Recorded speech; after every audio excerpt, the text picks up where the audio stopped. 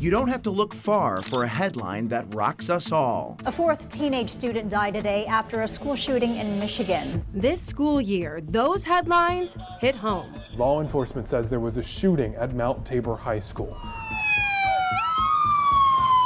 Police arrested a Southwest Guilford High School student last night accused of making social media threats toward 5 schools. I went on social media and I saw everybody already posted it. That was a wake-up call for us locally. They found the gun in the parking lot here at Northeast High School. There were 3 taken into custody: the suspended student, that student's brother, as well as their mother. 4 Guilford County School students charged after a gun was found at a high school. The Greensboro tobacco store robbed, the clerk fights back, and now one of the suspects, a 17-year-old Guilford County High School student, is dead. It's time to talk about the problems. The conversation is critical. Parents and teachers depend on it. Our children demand it. It happens in the markets, it happens at a gas station, it happens in your neighborhoods, just random shootings you're hearing about. Not every person in this community feels safe, and I think that we need to figure out how to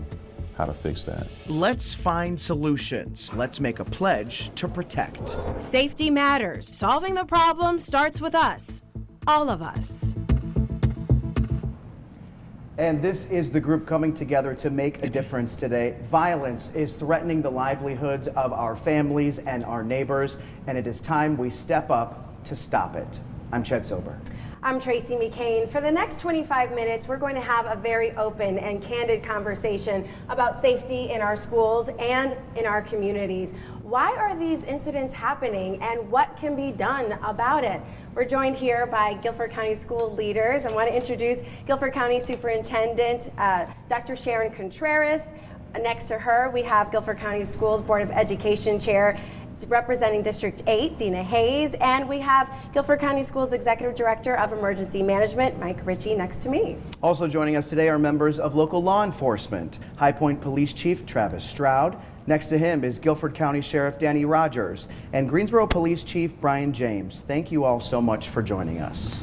Well, before we get started, we want to establish some context here on the broader problem of violence in our country. And we have some numbers that we want to share with you.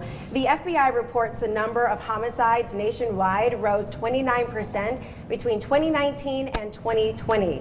For all violent crime, it went up 5%. Now, that number is nearly double at the state level. The SBI reports violent crime in North Carolina rose 11% between 2019 and 2020. Homicides are up 23%. And the violence has only continued into 2021. On November 30th, investigators say a 15-year-old opened fire at a high school in Michigan. 4 students died. Several others were injured, including a teacher. It is the deadliest school shooting since 2018. North Carolina Public Schools saw 2 school shootings this year. One was at a high school in Wilmington. A student there was charged with attempted murder. The other was here in the Triad. A student died after a shooting at Mount Tabor High School in Winston-Salem. The 15-year-old suspect is charged with murder. So the big question we want to know is why and how does this happen? Dr. Contreras, let's start with you. Thank you.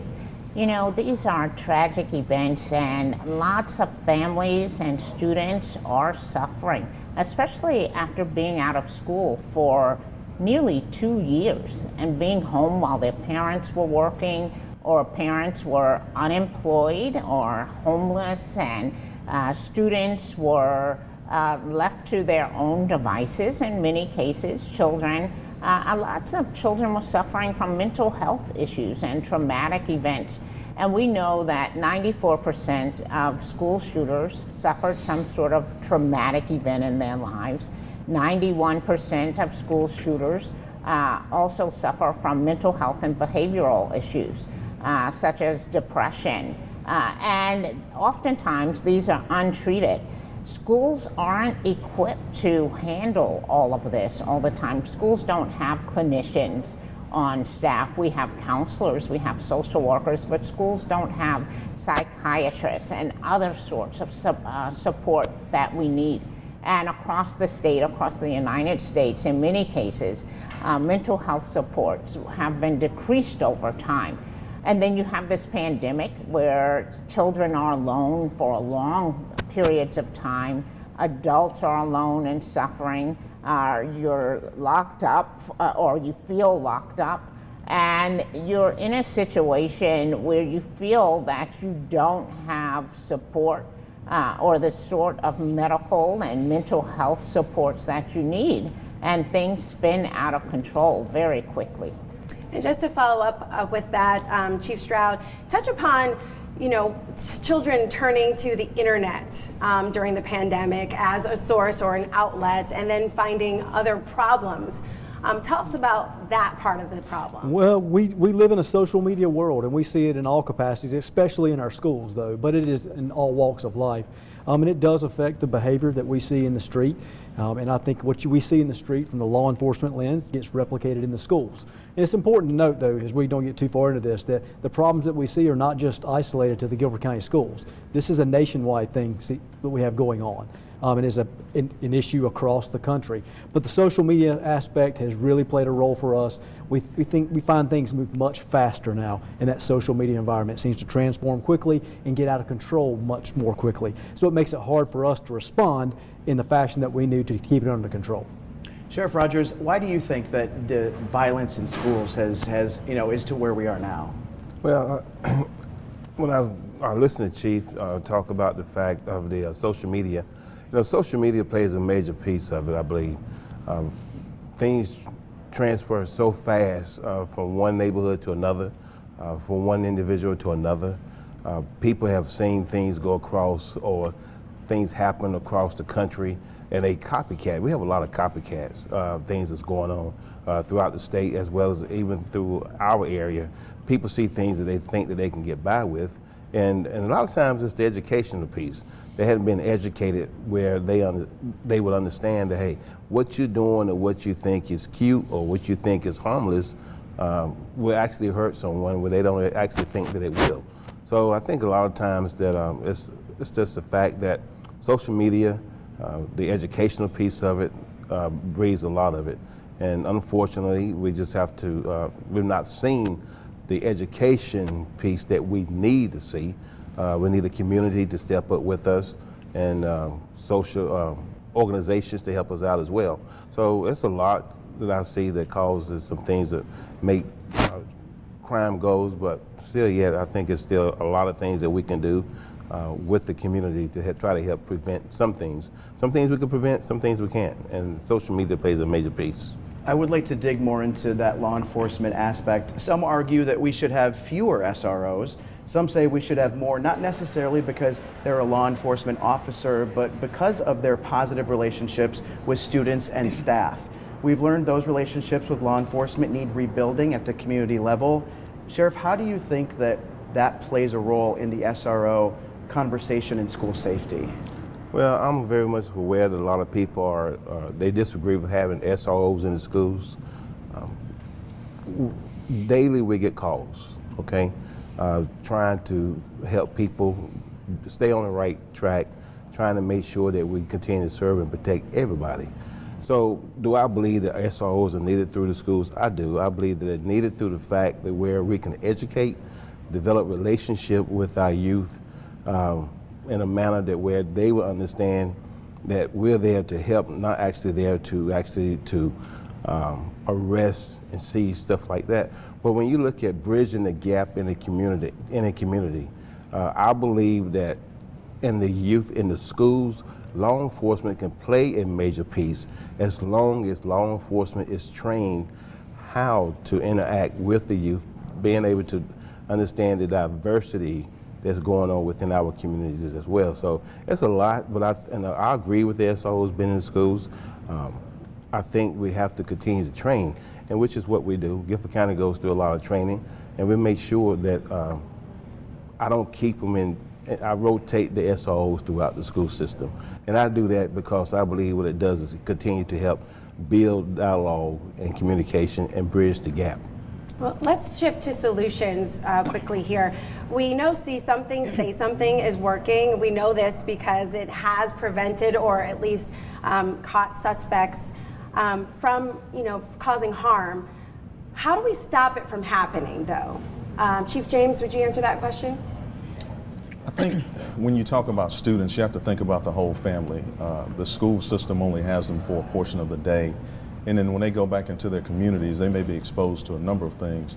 So we have to look at, why are kids picking up guns in the first place? Oftentimes I get a question about, well, how can we stop the guns from coming in? That's a big question. The bigger question is, why do our kids want to pick up guns? So we have to think about, not only could there be something going on with that child, but there could be something going on with the parents or something in that household, and how do we get the resources to that household or to that community that can in effect have a positive outcome for the child. So it's really not as simple as something that the school system can do or the SRO can do. This has to be a community effort, and we have to be smart enough as law enforcement officers to realize that we can't do it all, and if we go to a home or we deal with a child, we may have to call the school system, or we may have to call social services or any number of services in the community, maybe nonprofits, but we have to figure out how do we have a positive impact not only on the child but the whole family, because that's essentially why they're doing what they're doing, not necessarily something that happened at school, but something that's rooted in the community and in that family. Over the last few months, we have heard a lot of different possible solutions to keeping violence out of schools. Some people have suggested clear backpacks. Others have suggested metal detectors. Mr. Ritchie, what are your thoughts on those ideas? So I think that hardening is the easy part. It's the low-hanging fruit. And so people gravitate to that. But the reality is the most important part of any safety is the relationships made between a trusting adult and a child. And that ability for that child to approach the adult with the information. So going back to Tracy's point about see something, say something. That works because our children are building relationships. So that's where we focus. So we start the day off every day in the school system through an ID process, so that there is a staff member who greets every kid as they come into the school. And that is the beginning of a relationship. It's a beginning of a gauge every morning to see how that child is doing and where they are. And that is probably the number one way that we push safety, but it is a balance. So we haven't ignored hardening, but it's a balance between the relationships and then adding very, I would say, purposeful items, IDs, so that people can see people are in school. Things that will not affect the child in a negative way mentally. There's been a number of studies that have shown that metal detectors actually can make a child feel less safe rather than more safe, because the message being is, we have to have this metal detector in order to be safe in your school. Therefore, someone is coming. There's a boogeyman behind us with a gun. And that's that message that can happen. And so we avoid that. The other piece is that metal detectors really across the nation have not been proven effective. The majority of all school shootings actually occur outside. And that's a fact that some are not aware of. So we try to, again, build relationships so our children will talk to us daily. Well, speaking of that, talking to parents and school officials, Dr. Contreras, you mentioned this earlier about mental health. What specifically does a greater focus on mental health look like day to day in our schools? It means having enough support staff to support the students who come and say, I'm struggling. And actually, students do tell us this. They tell us they're struggling, and we try to match them with adequate supports, and schools don't have them available. And unfortunately, many communities don't have these supports available either. And this is an increasing problem for us after the pandemic, or going through this pandemic, where many more students are saying they are depressed. They are telling us they need additional support, and we don't have this. So we're looking for ways to train teachers who are already overwhelmed, but training educational professionals who are not clinicians to recognize signs that a student or a colleague may be in trouble, or to have a student come and say a family member might be in trouble. I know you're a trained social worker, so you may be able to add to this. Well, a mental health clinician, and I think there are environments that produce mental health issues. And if we don't address the sort of systemic or structural issues, then we're going to see increased levels of coping skills and problem solving abilities over and over again. I mean, we've all been here, we've had conversations that this kind of a forum occurred 20 years ago because we were discussing the same problems and we were discussing some of the same concerns. And so I think it's because we've mostly focused on the issue at the individual level and not at the, when we talk about it starts at home, where homes are in communities that are not organic. They weren't naturally built, that they were built because of decisions that were made. And so in neighborhoods where you see increased law enforcement presence, there are the same communities that are the food deserts and the school deserts and the health deserts and the job deserts and the housing deserts and the environmental burdens and the transportation deserts. And so they're just bombarded with every issue that you can imagine. And until we step back and widen our lens and take all of those things into consideration, we'll just keep trying to fix individuals. With regards to the mental health training that you spoke of, I mean, Dr. Contreras, you said it yourself that teachers already have this burden of so many things on their plate. What are their thoughts? I mean, is it realistic to think that you can provide this training to teachers and they'll be okay with learning these things because they already have so many roles? I think that teachers do not want to become clinicians, but they do want to be able to recognize some of the indicators of trouble brewing. And they do want to attend those trainings. I think they don't want to be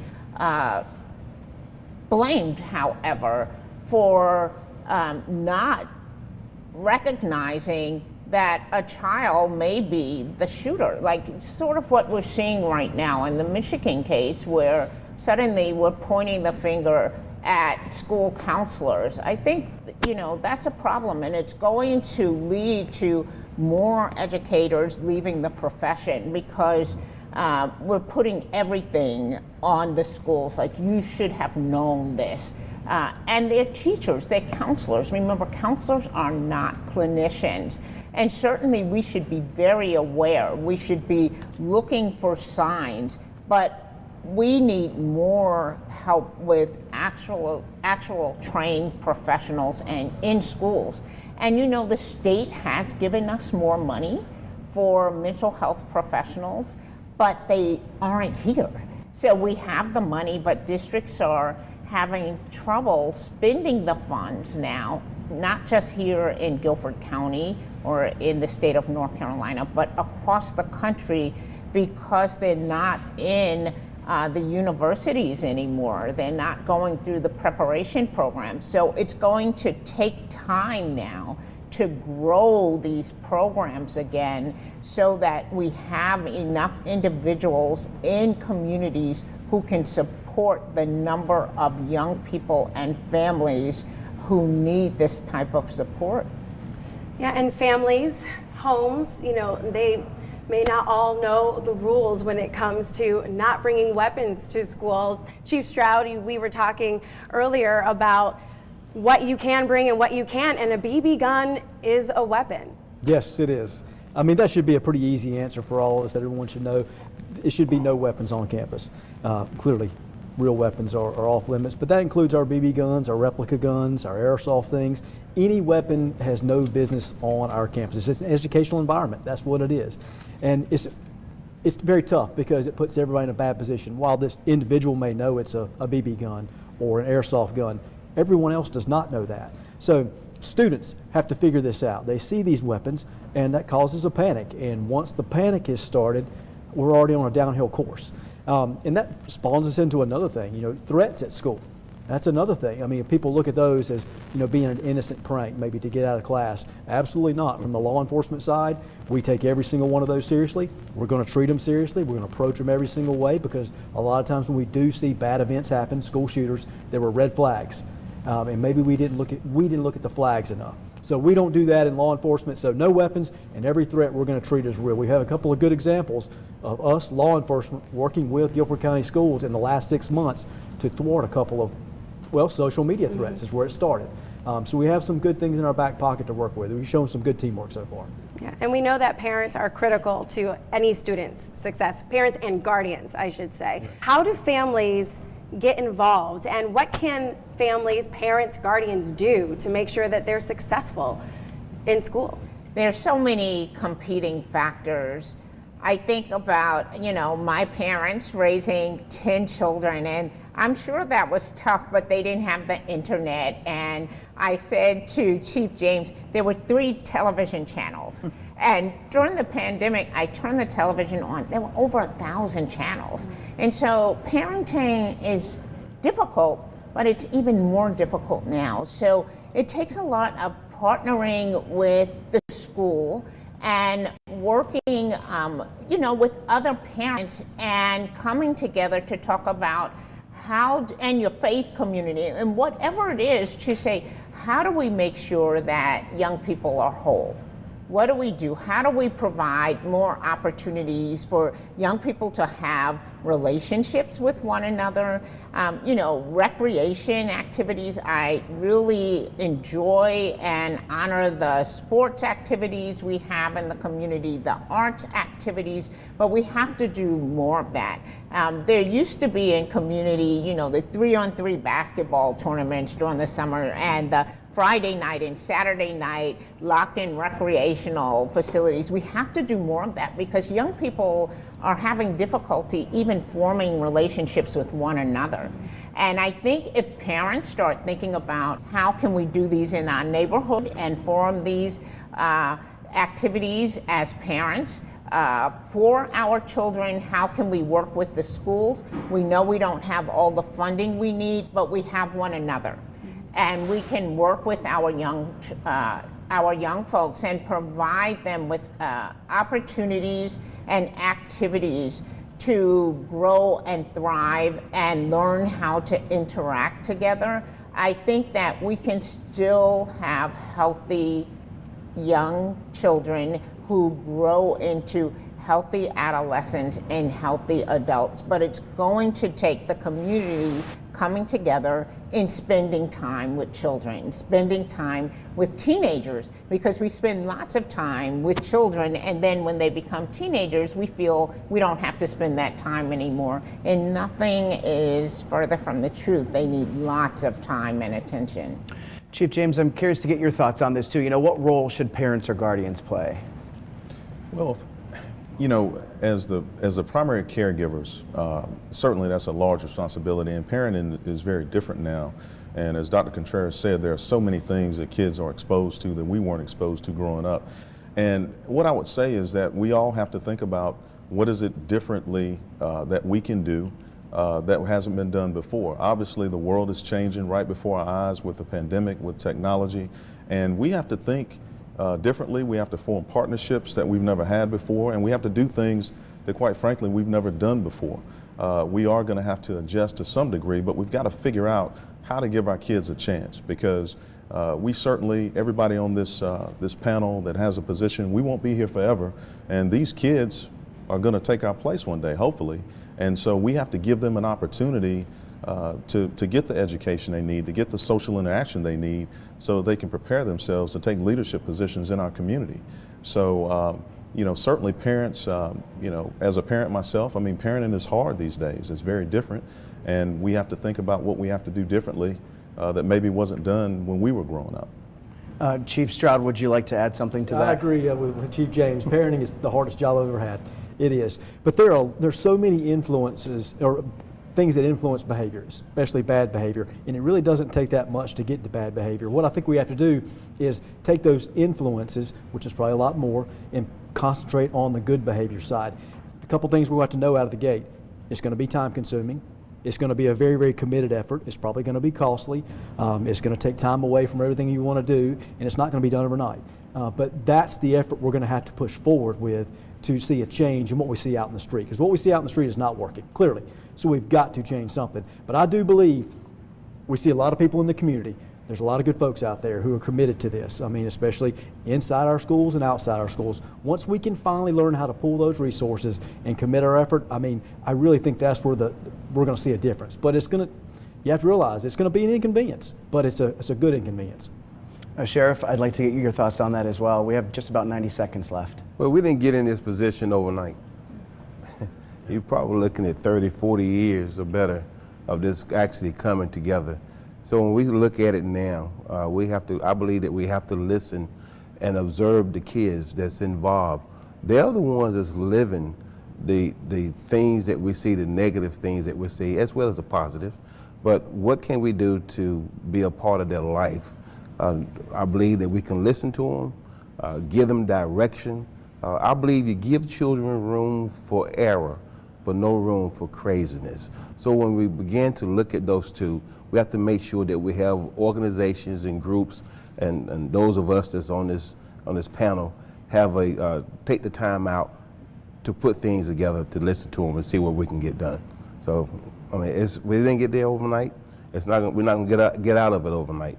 But and we can't definitely arrest ourselves out of it. So it's one of these things that we're going to have to come together and dialogue throughout the community. Some great insight from all of you. Thank you all so much for being here and being a part of this conversation. Obviously, this discussion can't stop after 25 minutes. We all have a voice, and we all need to make a pledge to protect our community. You can watch this entire conversation in full on our website or our free WFMY News 2 app. Thank you for joining us.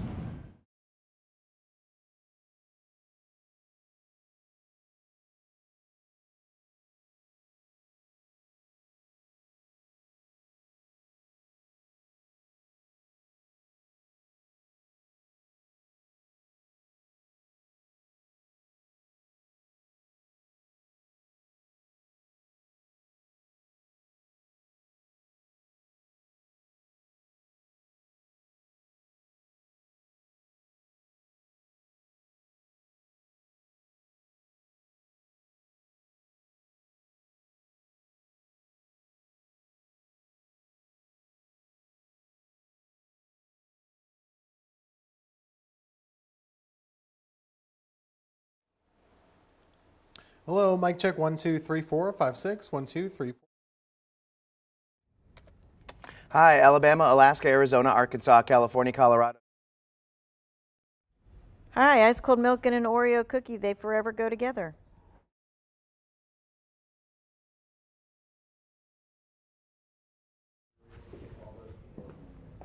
Hey, nicely done everyone who was part of that special. It was really good.